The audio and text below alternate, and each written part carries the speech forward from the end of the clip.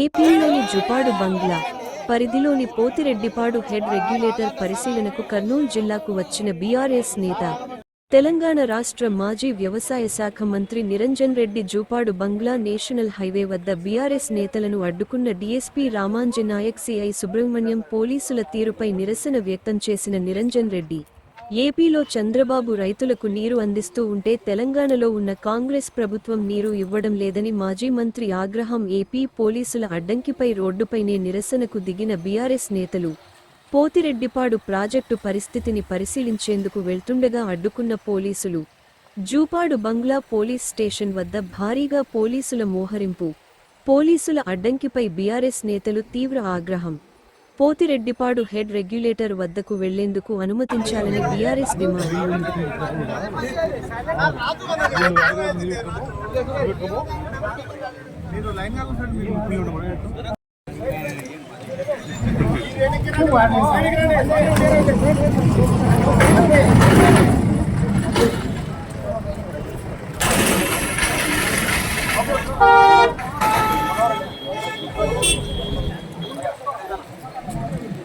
సతీష్ మంత్రి సార్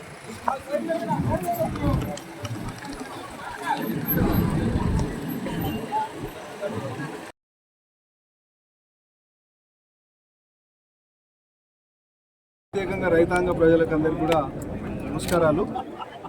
నేను సింగిరెడ్డి నిరంజన్ రెడ్డి, తెలంగాణ రాష్ట్ర మాజీ వ్యవసాయ శాఖ మంత్రిని.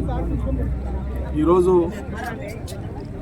శ్రీశైలం రిజర్వాయర్ మీద ఉండేటువంటి పోతిరెడ్డిపాడు హెడ్ రెగ్యులేటర్ని, అదేవిధంగా దానికి అనుసంధానంగా ఉండేటువంటి కాలువల్ని ఒకసారి పరిశీలిద్దామని చెప్పి రావడం జరిగింది.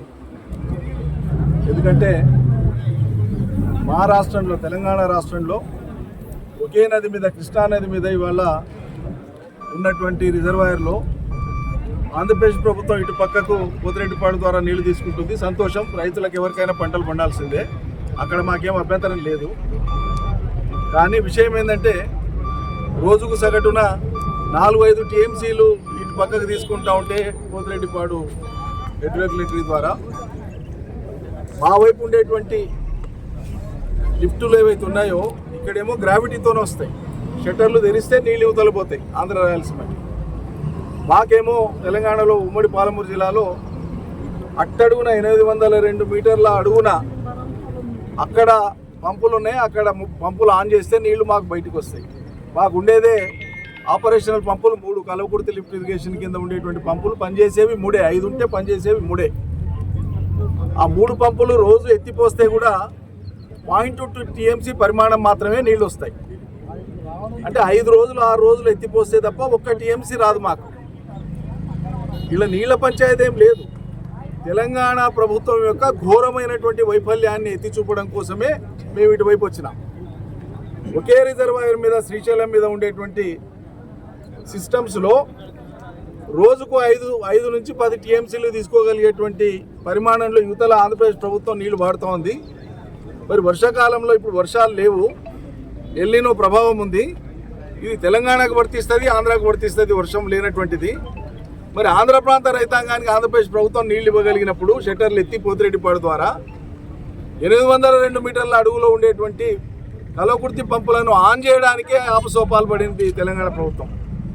10 సార్లు మేము ఒత్తిడి పెట్టి, రైతాంగం తరఫున ఒత్తిడి పెట్టి, రైతులంతా ఒత్తిడి పెడితే గత 20 రోజులుగా వరద వస్తున్నా కూడా మూలుగుతూ, గుంటుతూ ఒక మోటారు, రెండో మోటారు మళ్ళీ బంద్ చేయడం, మళ్ళీ ఆన్ చేయడం చేసి కలవకుర్తి ఎత్తిపోతల పథకంలో ఉండేటువంటి ప్రధాన కాలువ యొక్క నిడివి మొత్తం పొడవు 162 కిలోమీటర్లు.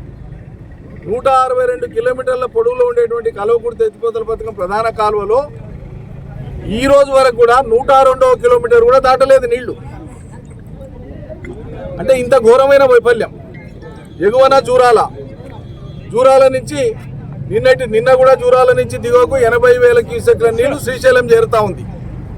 జూరాల మీద ఆధారపడినటువంటి కుడి ఎడమ కాలువలు కానీ, జూరాల మీద ఉండేటువంటి లిఫ్ట్ ఇరిగేషన్స్ భీమా, నెట్టెంపాడు, కోయిల్ సాగరు, ఈ లిఫ్టులు కానీ ఈ మొత్తానికి కలిపి కూడా జూరాల మీద వాడుకోదగినటువంటి నీళ్ల పరిమాణం కూడా అంతా కలిపితేనంటే 9,000 క్యూసెక్ల కంటే ఎక్కువ లేదు.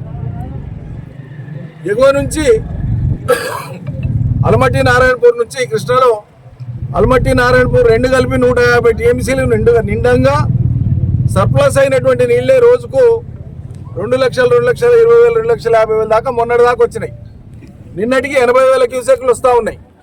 ఈ రోజు కొంత తగ్గితే తగ్గిండవచ్చు. కాబట్టి జూరాల కింద ఉండేటువంటి ఆయకట్టుకు జూరాల మీద ఆధారపడిన లిఫ్టులకు కూడా నీళ్ళకి ఇబ్బంది లేదు అక్కడ. కానీ ఇరిగేషన్ అడ్వైజరీ బోర్డు మీటింగ్ పెట్టి నిన్న ఉమ్మడి పాలమూరు జిల్లాలో మంత్రులు ఎమ్మెల్యేలు ఆ నీళ్లు ఎట్లా ఇవ్వాలి, ఏం చేయాలి అనే దాని మీద స్పష్టమైనటువంటి విషయం ప్రజలకు చెప్పకుండా దాచిపెట్టి నీళ్ళకి ఇబ్బంది ఉంది, చెరువులు నింపుతాం, మంచినీళ్ళ కాడికి చూసుకొని వాడాలి. మంచినీళ్ళకి నీ చెరువులతో నీతో అవసరమే లేదు. కేసీఆర్ చేయించినటువంటి మిషన్ భగీరథ పథకం అద్భుతంగా ఉంది. మంచినీటి అవసరాలకు శ్రీశైలం మీద కానీ జూరాల మీద కానీ ఆధారపడినటువంటి 21 శాసనసభ నియోజకవర్గాలకు ఏడాది మొత్తం కలిపి కేవలం 9 టీఎంసీలే. ఇది 100 సార్లు చెప్పినాం. ఇప్పుడు ఈరోజు శ్రీశైలంలో 188 టీఎంసీల నీళ్లు ఉన్నాయి. ఈరోజు నేను ఇప్పుడు నంద్యాల జిల్లా, ఆంధ్రప్రదేశ్ రాష్ట్రం నంద్యాల జిల్లా నడి రోడ్డు మీద పోలీసులు బలవంతంగా ఆపినారు మమ్మల్ని. మీరు పోతిరెడ్డిపాడు పోవద్దు, చూడడానికి వీల్లేదని. ఈ దేశంలో రైతులకు సంబంధించినటువంటి ఒక ప్రాజెక్టు చూడడానికి అభ్యంతరం ఎందుకు ఉండాలో మాకు అర్థమైతే లేదు. పైగా మేము దాన్ని ఈ నీళ్లను వద్దని చెప్పట్లేదు. ఆంధ్రప్రదేశ్ ప్రభుత్వం ఇట్లా వాడుకుంటుందా, ఇంత గొప్పగా వాడుకుంటుంది. తెలంగాణ ప్రభుత్వం తెలివిలేనితనం వల్ల, మీ చాతకానితనం వల్ల నీళ్లను రైతాంగానికి ఇవ్వకుండా ఎల్నినో అని, కరువని, కుంటి సాకులు చెప్తూ రైతుల్ని మోసం చేస్తున్నారు. ఇది తప్పని తెలంగాణ ప్రభుత్వానికి కనువిప్పు కలగడానికి మేము వస్తే మరి వాళ్ళ ఆంధ్రప్రదేశ్ ప్రభుత్వం, ఆంధ్రప్రదేశ్ పోలీసులు ఎందుకు ఆపినో నాకైతే అర్థమైతే లేదు. వాళ్ళే సంజాయిషి ఇచ్చుకోవాలి. రెండు రాష్ట్రాల్లో ఉండేటువంటి ప్రజలు కూడా ఈ విషయాన్ని అర్థం చేసుకుంటారు. జూరాల మీద ఆధారపడినటువంటి అన్ని ప్రాజెక్టులకు కలిపి, అన్ని కాలువలకు, అన్ని లిఫ్ట్లకు కలిపి నీళ్ళు ఇవ్వడానికి ఇబ్బంది లేదు. ఎగువ నుంచి ఈ రోజు నారాయణపూర్ అల్మట్టి నుంచి నీళ్లు ఆగిపోతే కూడా జూరాలకు వచ్చేటువంటి రీజనరేటెడ్ వాటర్స్ అంటాం. నారాయణపూర్ అలమట్టి ప్రాంతాల్లో కర్ణాటక 17,30,000 ఎకరాల ఆయకట్టు ఇవాళ సాగవుతుంది కర్ణాటకలో. ఆ సాగుబాటు అయిన దరిమిలా కిందికి పారేటువంటి నీళ్లే రోజుకు 6,000-7,000 క్యూసెక్ల నీళ్లు వస్తాయి. వర్షం లేకపోయినా, వరద రాకపోయినా, ఆ సర్ప్లస్ వాళ్ళు ఆపేసినా రోజు ఆ మందం నీళ్లు వస్తాయి. కాబట్టి జూరాల మీద ఉండేటువంటి పంపులు కూడా కంటిన్యూస్గా నడపరు, అవి ఆన్ అండ్ ఆఫ్ నడుపుతారు. కాబట్టి ఈ వానాకాలానికి జూరాల మీద ఆధారపడినటువంటి వ్యవసాయానికి నీళ్ళకి ఇబ్బంది లేదు. శ్రీశైలం మీద ఆధారపడినటువంటి కల్వకుర్తి లిఫ్ట్ ఇరిగేషన్కు అంతకంటే ఇబ్బంది లేదు. శ్రీశైలంలో కనిష్టంగా 100 టీఎంసీల నీళ్లు మాత్రమే ఉన్న రోజుల్లో కూడా కేసీఆర్ ప్రభుత్వంలో 40 టీఎంసీల నీళ్లను సాగుకి ఇచ్చినాం, 2 పంటలకు ఇచ్చినాం. ఇలా మొదటి పంటకే, ఒక్క పంటకే, వానాకాలం పంటకే పంపుల్ని నడపమంటే మీనమేషాలు లెక్కబెట్టి తెలంగాణ ప్రభుత్వం ఘోరంగా రైతుల్ని వంచిస్తున్నది, మోసం చేస్తున్నది.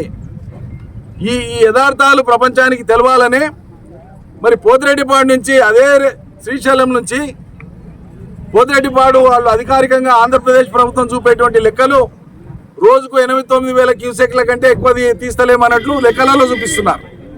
కానీ వాస్తవంగా 40-50 వేల క్యూసెక్ల నీళ్లు తీస్తున్నారు. ఇది బయటపడుతుందని మమ్మల్ని అడిగి పోనిస్తలేరు. నిన్నదాకా మొన్న మాజీ మంత్రి జగదీశ్వర్ రెడ్డి గారు వచ్చిపోయినారు. ఆయన ఒకరిద్దరు వచ్చిపోయినారు కాబట్టి వాళ్ళు వచ్చి చూసిపోయినారు, రికార్డు చేసుకున్నారు. మొత్తం వీడియోలన్నీ కూడా బయటకు వచ్చినాయి. పాలమూరు ప్రజలకు కూడా ఈ విషయాలు అర్థం కావాలనే ఇవాళ పాలమూరు నుంచి అనేక మంది రైతులు వాళ్ళు వచ్చినారు. వీళ్ళందరూ కూడా వ్యవసాయాలు చేసేటువంటి రైతులు, బీఆర్ఎస్ పార్టీ అభిమానులు కావచ్చు, నాయకులు కావచ్చు, కానీ అందరు రైతులు. మరి ఇక్కడ ఇవ్వగలిగిన నీళ్లు అక్కడ ఎందుకు ఇవ్వలేకపోతున్నారు? అక్కడ ఇవ్వాలి, కంటిన్యూస్గా ఇవ్వాలని డిమాండ్ మా ప్రభుత్వంతో పెట్టడానికి ఇది చూపిద్దామని మేము వస్తే మరి ఇవాళ ఇక్కడ వీళ్ళు ఆపడం అనేటువంటిది దుర్మార్గం, అన్యాయం, అప్రజాస్వామికం.